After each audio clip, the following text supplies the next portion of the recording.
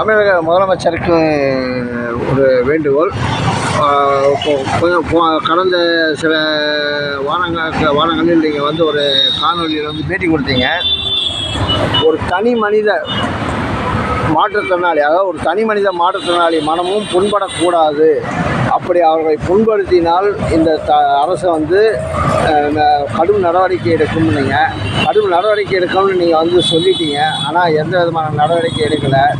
ஏன் ஒரு பப்ளிக்காக ஒரு சமூக வலைதளத்தில் வந்து மொண்டின்னு சொல்லி எந்த வார்த்தையை குறிப்பிடக்கூடாதுன்னு சொல்லி உங்கள் தந்தையார் மதிப்பிற்குரிய மாண்புமிகு டாக்டர் கலைஞர் ஐயா அவர்கள் மாற்றுத்திறனாளின்னு எங்களுக்கு ஒரு அருமையான பேரை வச்சாரோ, அந்த பேரை விட்டுட்டு எங்களை இழிவுபடுத்துகிற மாதிரி மொண்டின்னு சொல்லி ஒரு ஒரு 3ஆம் தர 4ஆம் தர இவன் வந்து பேசுகிறான்.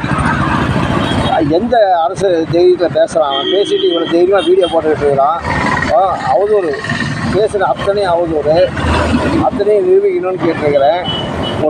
அவன் வச்ச ஒரு இதையும் வந்து எல்லாத்தையும் நிரூபிக்கணும்னு கேட்டிருக்கிறேன்.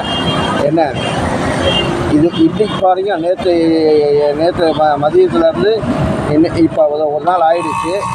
இன்றைக்கு வரைக்கும் இன்னும் தண்ணி குடிக்கல, சோறு சாப்பிடல. இன்னமும் இதே தான், இதே மாற்றுத்திறனாளிகள் அலுவலக அந்த இதில் தான் உட்காந்துக்கிட்டு இருக்கிறேன்.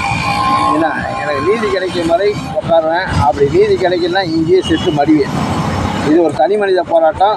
யாருக்கும் எந்த விதமான தொந்தரவும் கிடையாது.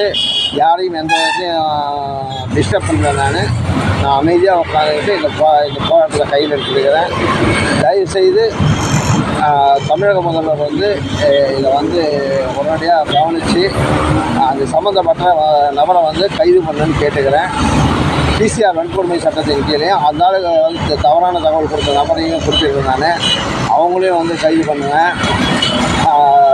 கைது பண்ணி மாற்றுத்திறனாளிகளுக்கு ஒரு நம்பிக்கையை கொடுக்கும்படி கேட்டுக்கொள்கிறேன். தமிழக முதல்வர்களே, மீண்டும் கேட்டுக்கொள்கிறேன். நீங்கள் வந்து மாற்றுத்திறனாளிகளின் ஒரு மாற்றுத்திறனாளியை காக்க வந்த ஒரு அவதார புருஷராக நினச்சிக்கிட்டு உங்கள்கிட்ட நான் கேட்குறேன். மாற்றுத்திறனாளிகளுக்கு தகுந்த நீதியை வாங்கி கொடுங்க. உங்களை மலை மாதிரி நம்பி இந்த வேண்டுகோளை வைக்கிறேன். தமிழக முதல்வர் ஏமாற்ற மாட்டார். மாற்றுத்திறனாளிகள் நலனில் அக்கறை கொண்டவர் என்பது நீங்கள் ஆட்சியில் அமர்ந்தவர்லேருந்து பேசிக்கிட்டு தான் இருக்கிறீங்க. உங்களுடைய இப்போ என்னோட இந்த வேண்டுகோளை நீங்கள் எப்படி ஏற்றுக்கிறீங்கன்னு தெரியல. மொத்தத்தில் எனக்கு நீதி வேணும். அந்த கார்த்திக் பிள்ளையை கைது செய்ய வேணும். கைது செய்து உடனடியாக நடவடிக்கை எடுக்கணும்னு கேட்டுக்கிட்டு உங்களுக்கு இந்த கோரிக்கையை வந்து வைக்கிறேன். இன்னமும் நான் வந்து உணவோ நீரோ அருந்தலை.